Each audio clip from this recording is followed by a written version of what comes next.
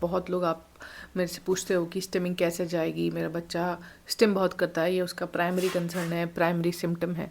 तो स्टिमिंग जो है एक कोपिंग मैकेनिज्म है, नर्वस सिस्टम रेगुलेशन का इशू है। जब ब्रेन में सिग्नलिंग प्रॉपर नहीं होती, गट ब्रेन कनेक्शन वीक होता है, नर्व्स जो हमारे गट और ब्रेन को कनेक्ट करती है, जिनमें से सबसे बड़ी है वेगस नर्व, मैंने पहले भी अपनी वीडियोज़ में आपको बताया है। अगर वो सिग्नल टू एंड फ्रो ठीक से नहीं जा रहे फॉर वॉट एवर रीज़न, उसके बहुत सारे कारण हो सकते हैं।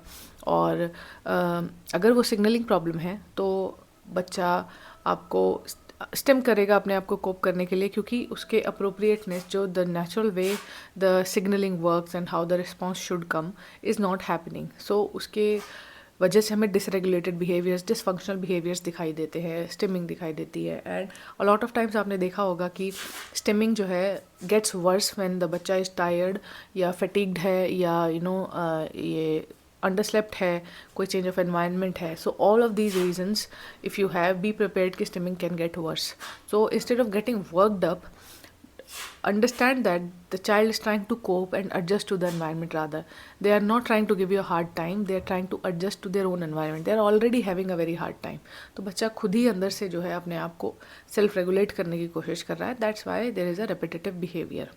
ठीक है, but to say the least उसको हम ऐसे छोड़ नहीं सकते हैं. So that is why we have to work on stimming behaviour in regulating it, trying to managing it without causing extra stress to the child.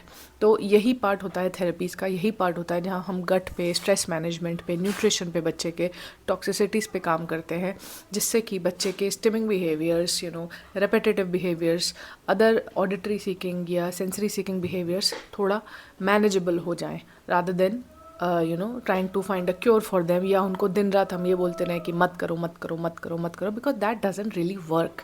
I think all of you who are sitting right there will agree कि अगर आपका बच्चा spectrum पे है, या even for typical children, simple saying no 50 times a day doesn't really work well और with most kids. And इसीलिए आपको स्ट्रैटेजीज डिवाइस करनी पड़ती हैं, जिससे कि आप कांस्टेंट बैटल में ना हो, एक पावर गेम में ना हो अपने बच्चे के साथ, because that causes more rebellion, more upset, and that isolates your child.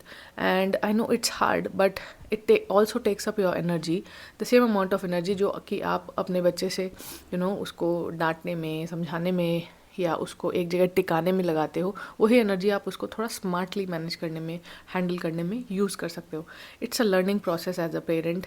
मैं रोज़ कुछ ना कुछ सीखती हूँ as a parent of 2 kids, and I am sure for you also it's a journey. So these are some of the things that help us handle our children, nurture our children in a more peaceful, nourishing way.